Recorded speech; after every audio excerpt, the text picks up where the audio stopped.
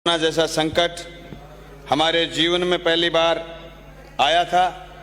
सरकारों के लिए पहला अनुभव था, अफसरों के लिए और जनप्रतिनिधियों के लिए गंभीर चुनौती थी। बेहतर करने का प्रयास सब लोगों ने किया, उसमें जो खामियां रही, शायद भविष्य में ऐसा कोई दिक्कत आएगी तो हम सब जनप्रतिनिधि और सरकारें मिलकर के निपट लेंगे। सभापति महोदय, नरेगा में श्रमिकों की संख्या बढ़ाने का काम तो किया गया जो महामहिम के भाषण में बताई गई, लेकिन संख्या बढ़ने के साथ साथ मजदूरी और कार्य दिवस बढ़ाना भी एक चुनौती है और अभी तक जो पक्के काम हैं उनकी प्रगति कम है।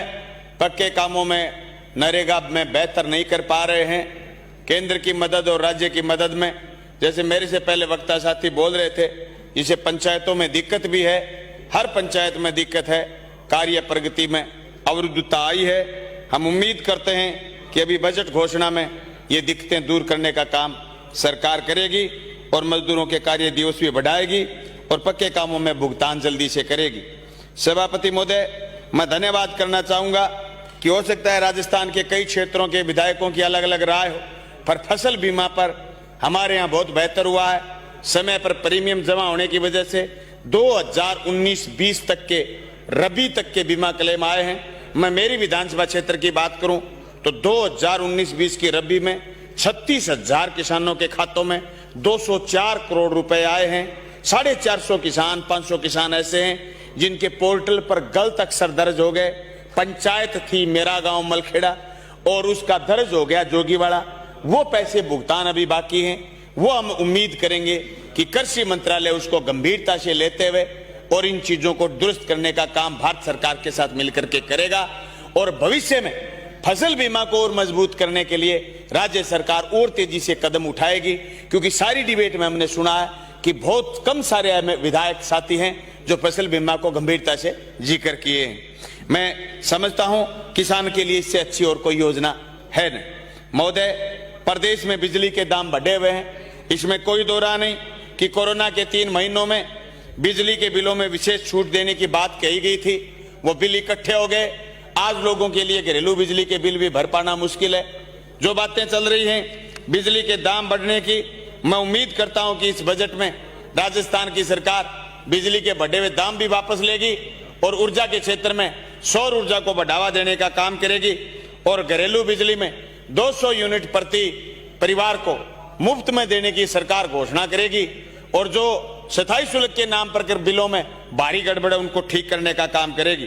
बिजली उपभोक्ताओं को राहत देने के लिए सरकार को आगे आना चाहिए, इसमें कोई दो राय नहीं सभापति महोदय कि बहुत बड़ा राजस्व बिजली से आता है, लेकिन राजस्व के चक्कर में अगर हम प्रदेश के उपभोक्ताओं को परेशान करेंगे तो मैं याद कराना चाहूंगा राज्य की सरकार को केंद्र से जो जीएसटी का हिस्सा आना बाकी है वो हिस्सा लेने के लिए हमें कवायद और तेज करनी चाहिए और प्रदेश की जनता को राजस्व बढ़ाने के नाम पर बिजली में राहत देनी चाहिए। दूसरी, राजस्व बढ़ाने के लिए यहाँ स्वायत्त शासन मंत्री बैठे हैं, पूरे प्रदेश के जितने भी शहर, नगर पालिका, नगर परिषद क्षेत्र हैं, सब में अगर लोगों को पट्टे जारी करने की कवायद शुरू कर दी जाए तो हजारों करोड़ रुपए, अगर अकेले जयपुर की बात करें, जो लोगों ने जमीन में आगे बढ़े हुए लोग जो तामीर कर रखी है, न तो कोई तुड़वाने वाला और न उनको कोई डिस्ट्रॉय करवाने वाला, मैं तो उम्मीद करता हूं राजस्थान की सरकार कि उनके पट्टे जारी करे, उनको रेगुलराइज करे, उनसे फीस जमा करवाए। अकेले जयपुर में हजारों करोड़ रुपए की आमदनी हो सकती है।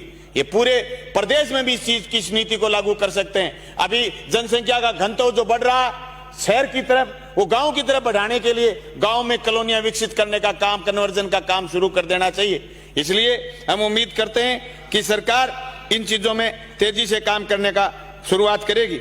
सभापति महोदय, पेट्रोल और डीजल की बात करें, पूरे अंतर्राष्ट्रीय मार्केट में क्रूड ऑयल के दाम नीचे हैं।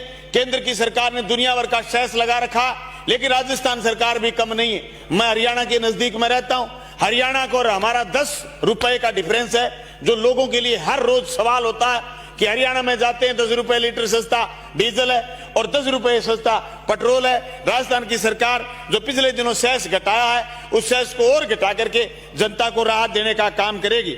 सभापति महोदय, जो राज्यपाल महोदय ने जब कानून हमारे यहाँ राजस्थान में पास किए गए थे, उन तीनों कानूनों को रोक के रखा है। उसके अलावा जो केंद्र ने सरकार ने कानून पास किए, किसान विरोधी कानून पास किए, वो रोकना राज्यपाल का हमें समझ में आता है। लेकिन 5 एकड़ तक के किसान की जो कुर्की न करने का कानून राजस्थान की सरकार ने बनाया, मैं समझता हूं वो गंभीरता से राजस्थान की सरकार को लागू करना चाहिए।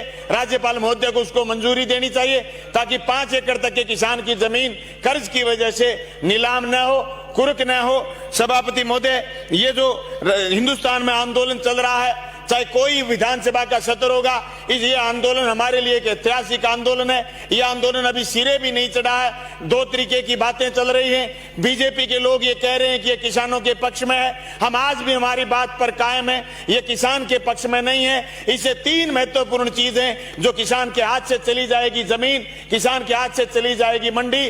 और मैं एक बात फिर मेरी दावे के साथ कह रहा हूं, इन कृषि कानूनों से और आवश्यक सेवा वस्तु अधिनियम से न सिर्फ मंडी जाएगी, न सिर्फ जमीन जाएगी, बल्कि खाद्यान्न का, दलहन का, तिलहन का 36% बाजार है, वो बाजार भी छोटे व्यापारी के हाथ से निकल करके बड़े पूंजीपति के हाथ में चला जाएगा।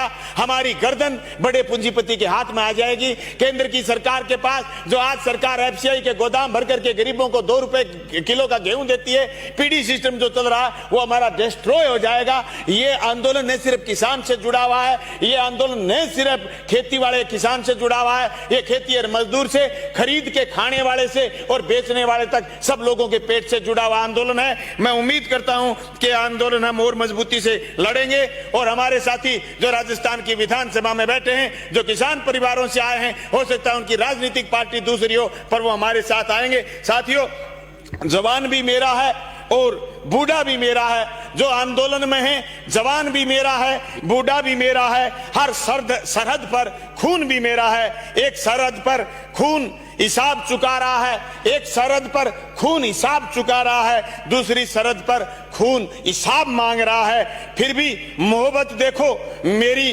कौम की यारो, फिर भी मोहब्बत देखो मेरी कौम की यारो, फिर भी मोहब्बत देखो मेरी कौम की यारो। वो लाठी बरसाने वालों पर अपनी जान लुटा रहा है, वो लाठी बरसाने वालों पर अपनी जान लुटा रहा है। पता है बार बार हर बार धोखा मिलेगा, पता है बार बार हर बार धोखा मिलेगा, फिर भी शांति के लिए हर बुलावे पर वो जा रहा है। आज लाखों लाख किसान जो शांतिपूर्वक आंदोलन लड़ रहे हैं, अहिंसात्मक आंदोलन लड़ रहे हैं, मैं समझता हूं तीनों काले कानून केंद्र की सरकार को वापस लेने पड़ेंगे। खुदारी देखो मेरे किसान की यारो, आज भी उनकी महफिल में रोटी अपने लंगर की खा रहा है, अपने लंगर की खा रहा है। सभापति महोदय, मैं ये उम्मीद करता हूं कि हमारी सरकार जो आने वाले दिनों में बजट पेश करने वाली है, इस बजट में सहकारिता विभाग को मजबूत करने का काम करेगी सरकार, कृषि विभाग को मजबूत करने का काम करेगी सरकार, और भादरा नोर के हिस्से का पूरा पानी लेते हुए सिंचाई विभाग को मजबूत करने का काम सरकार करेगी। जो सीएडी विभाग बंद कर दिया गया है केंद्र सरकार द्वारा 2015 में, उस सीएडी विभाग के लिए खाड़ा निर्माण के लिए राज्य की सरकार स्पेशल बजट का आवंटन करेगी। और निरोगी राजस्थान को मजबूत करने के लिए 2013 की नर्सिंग भर्ती, प्रयोगशाला सहायक की भर्ती पूरा करने का और डॉक्टरों की भर्ती पूरा करने का काम सरकार करेगी। कानून व्यवस्था को मजबूत करने के लिए सब इंस्पेक्टर भर्ती में खाली पड़े पदों को, जो अभी भर्ती चल रही है उसमें जो 250 पद जोड़ने की विद्यार्थियों की, नौजवानों की मांग, उसको पूरा करेगी। हम धन्यवाद करना चाहेंगे मुख्यमंत्री जी का इस बात के लिए कि 587 पद एलडीसी के जो कट गए थे उनको जोड़ने की हमने मांग की और उन्होंने 603 पदों को जोड़ा। इसी तरीके से हर भर्ती में जो पेंडिंग है, पेंडेंसी है, जो रिट किए हुए हैं, जो एसएलपी लगाई हुई है, सरकार वापस लेकर के उनको पूरा करने की काम करेगी। और मैं उम्मीद करता हूं कि किसान आंदोलन की जीत के साथ ये देश एक नया इतिहास लिखेगा और इस देश में किसान की फिर बात बड़ी होगी, किसान के बेटों की फिर बात बड़ी होगी। और किसान एकता जिंदाबाद के साथ मैं मेरी बात पूरी करना चाहूंगा। जय जवान, जय किसान, किसान एकता जिंदाबाद। धन्यवाद। श्री जब्बर सिंह जी सांखला, श्री जब्बर सिंह जी सांखला। आपने मुझे महामहिम राज्यपाल महोदय के अभिभाषण पर बोलने का मौका दिया। सभापति महोदय,